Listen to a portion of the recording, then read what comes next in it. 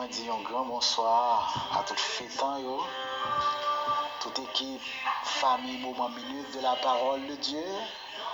Nous souhaitons bonne fête, joyeux anniversaire. Et puisque nous avons célébré 7e année depuis que la plateforme ça a une communauté à service. Donc, nous remercions les responsables, pasteur Edison, ainsi que notre frère bien-aimé Abelard, l'homme de Dieu. Nous saluons lui. Et pour cette année, le thème pas changer doctrine Christ là. Pas changer doctrine Christ là, qui est tiré dans Romains 12, le verset 2. Alors, je vais lire pour vous 2 versets à travers la parole de Dieu. Romains 12, verset 1er et verset 2. Je vous exhorte donc, frères, par les compassions de Dieu, à offrir vos corps comme un sacrifice vivant, saint, agréable à Dieu, ce qui sera de votre part un culte raisonnable. Ne vous conformez pas au siècle présent, mais soyez transformés par le renouvellement de l'intelligence, afin que vous discerniez quelle est la volonté de Dieu, ce qui est bon, agréable et parfait. Amen. Maintenant, puisque thème année a dit pas changer doctrine Christ là, avant tout, qui ça qui une doctrine? Mot doctrine, il définit comme ça. Ensemble global de conception d'ordre théologique enseigné comme vrai par un auteur ou un groupe d'auteurs. Donc, c'est un ensemble d'ordre théologique enseigné pour vrai par un auteur ou bien un groupe d'auteurs. Il y a le mot doctrina. Doctrina veut dire instruction, enseignement, éducation. Et ce mot-là, doctrinal, sorti dans un mot latin qui veut dire docere, qui signifie enseigner. Donc, à travers une doctrine, il y a des enseignements inculqués qui baillent à adeptes, à un groupe de monde qui fait partie soit d'une assemblée, soit d'un groupe politique, en quelque sorte. Donc, il y a des enseignements qui baillent à mon side. Maintenant, sur le plan biblique, le mot doctrine veut dire tout simplement enseignement saint. Enseignement saint. Amen. Présent, comment reconnaître la fausse doctrine? Comment on reconnaître une fausse doctrine?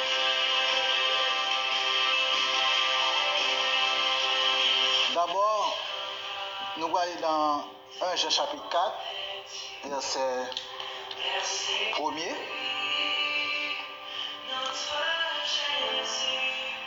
Il dit que, bien-aimés, n'ajoutez pas foi à tout esprit, mais éprouvez les esprits pour savoir s'ils sont de Dieu, car plusieurs faux prophètes sont venus dans le monde.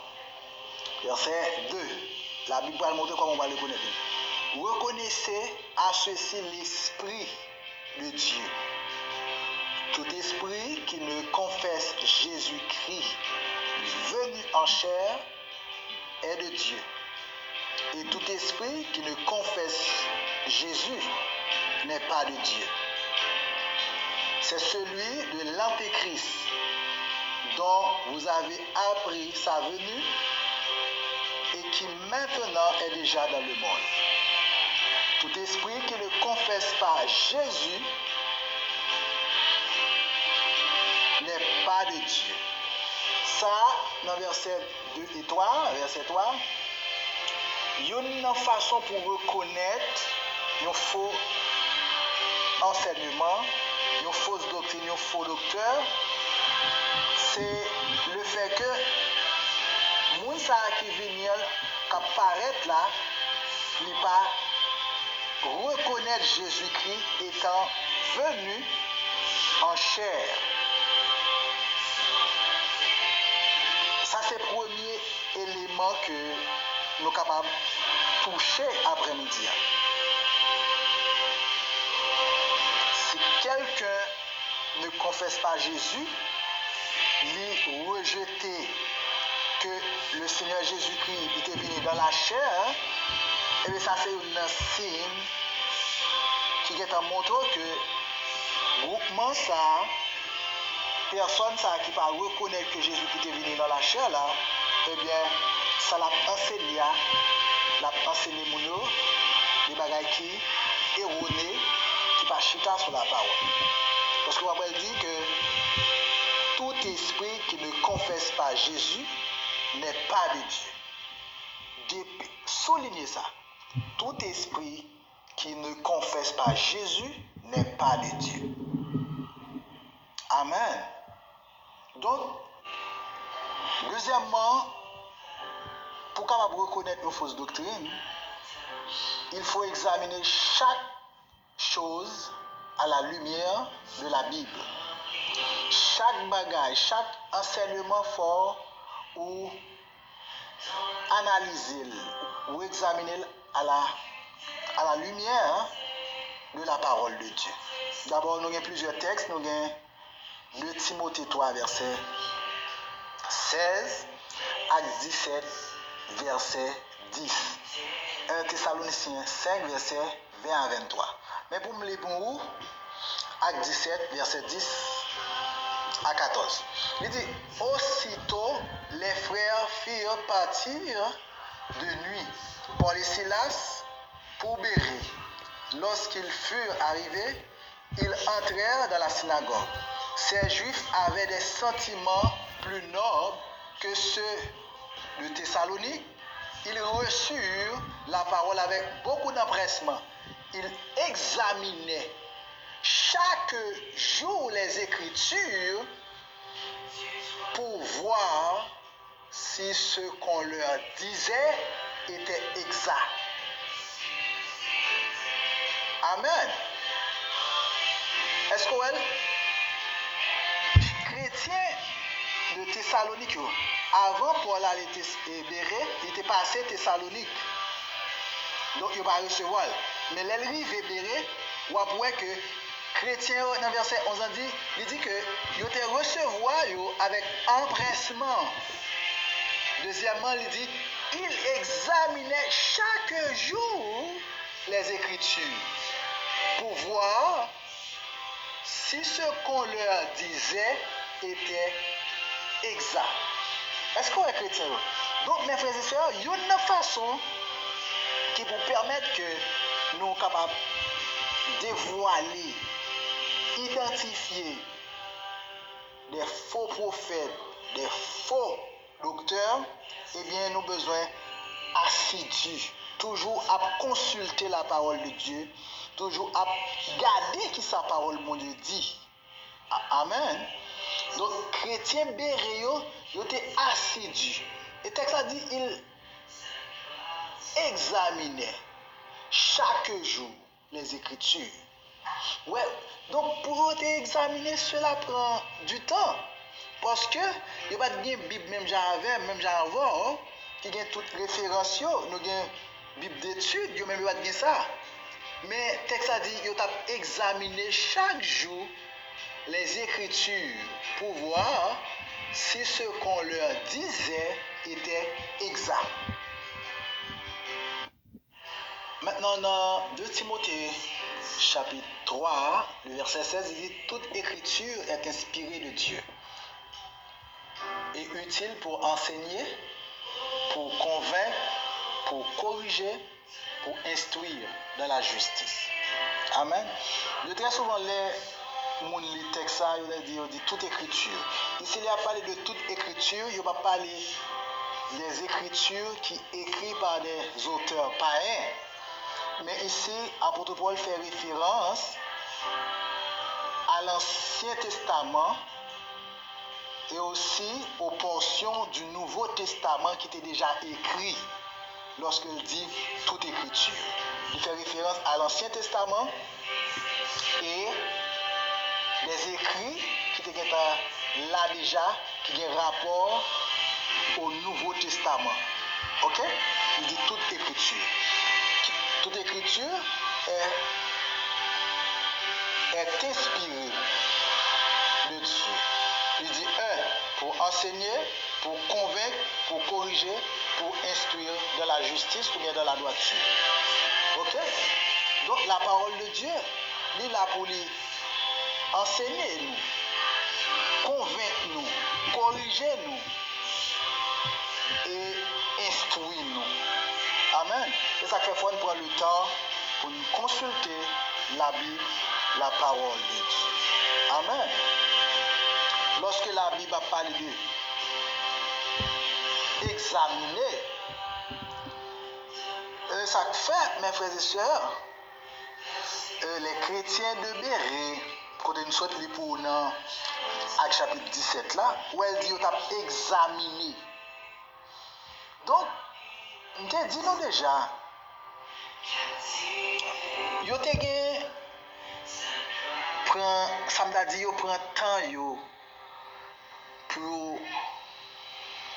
Donc, je me dis non, c'est-à-dire de nombreuses doctrines d'erreur qui pour paraître avant le retour du Christ.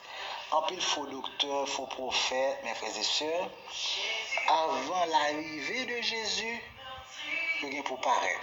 Et nous allons regarder avec moi dans Matthieu chapitre 24, versets 4 et 5. Jésus leur répondit, prenez garde que personne ne vous séduise. Jésus t'a pas la disciple. Car plusieurs viendront sous mon nom, disant, c'est moi qui suis le Christ, et ils séduiront beaucoup de gens. Ah, oui, le texte a dit, il y a venu un nom Jésus et il a séduit en pile monde, mes frères et sœurs. Ah, c'est pas menti, non? Et à travers ce chapitre, Jésus parlait de ça 2 fois. Dans verset 11, il dit, plusieurs faux prophètes s'élèveront et ils séduiront beaucoup de gens. Ouais, ni dans verset 5 là, ni dans verset 11, il dit, il a séduit en pile monde. Il a séduit en pile monde. Et ça fait, puis il a étonné le fait que vous connaissez, monsieur, ça n'est pas bon Dieu l'a servi, c'est pas l'évangile l'a fait, mais il y a pile monde devant. Parce que Jésus est en dit, il a séduit beaucoup. En pile monde a suivi, en pile adepte a suivi. Amen. Il y a un monsieur aux États-Unis, nous comme c'était David, et monsieur était un secte, on monde a suivi. Et un bonjour, monsieur, dans l'espace terre, monsieur tombe tirer coup de zame avec la police. Et il va faire mettre du feu pour le prendre dedans, par contre, s'il te mettait, en pile monde te mort. Donc, on a vu un groupe de monde, soi-disant qu'à parler de Jésus, mais où il y a un bagage qui est contraire. Amen. On va prendre un exemple. Par exemple,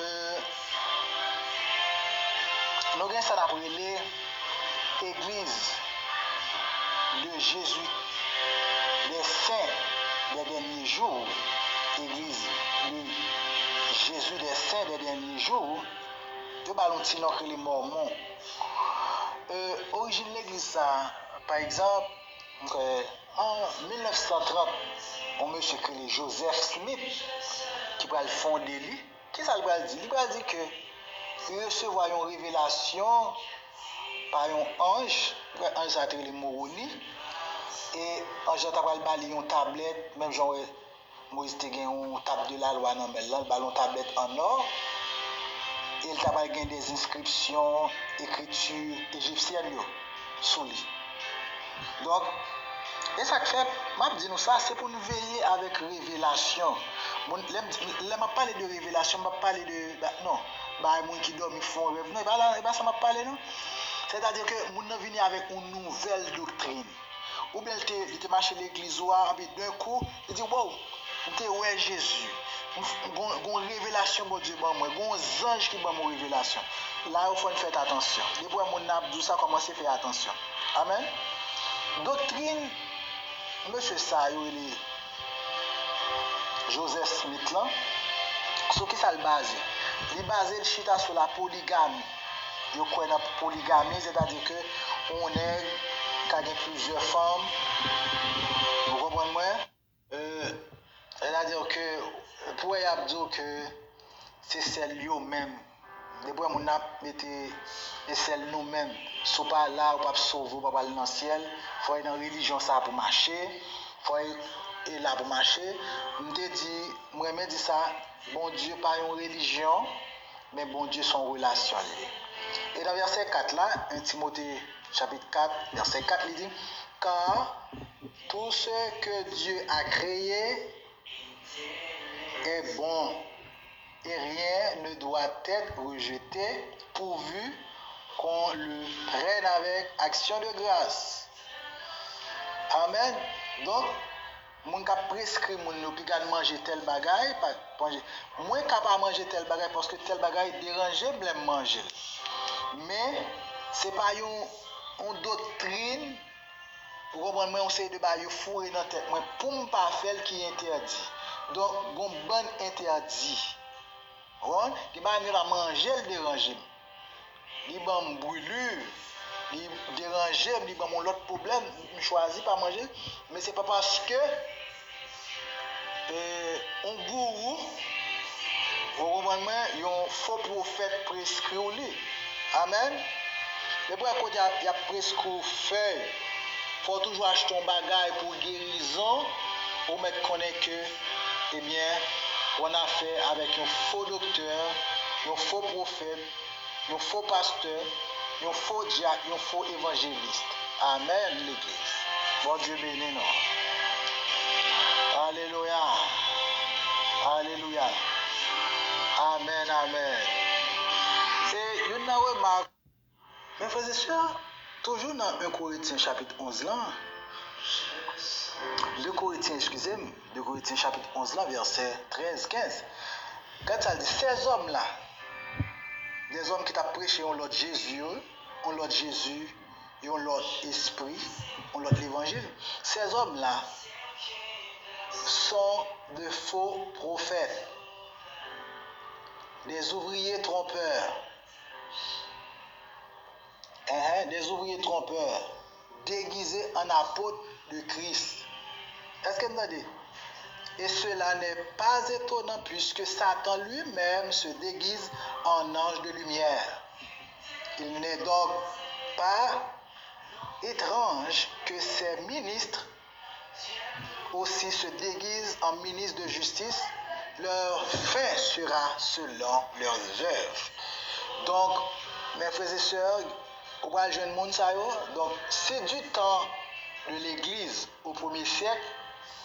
Moun sa ou te ketan là déjà, et bien je dis à moi ma voix qui non siècle technologie informatique très avancée pour pas taguer moun sa. Et je dis à yo levé tant John il dit faux apôtre, ouvrier trompeur qui déguisé en apôtre de Jésus-Christ. Alléluia. Il dit, il n'est pas étonnant, non? L'apôtre Paul dit ça. Cela n'est pas étonnant, puisque Satan lui-même se déguise en ange de lumière. Il n'est donc pas étrange que ces ministres, mon qui travaillent pour Satan, pour déguiser en ministre de justice. Leur fin sera selon leurs œuvres. Selon leurs œuvres, c'est selon le compas surtout. Mais ce n'est pas prêté indifférent, donc la fouette. Donc mes frères et sœurs, mais type de monde nous qui infiltre l'église là, des faux apôtres, des faux prophètes, des faux enseignants, des faux évangélistes qui infiltrent l'église là pour déstabiliser l'église Christ là. Amen.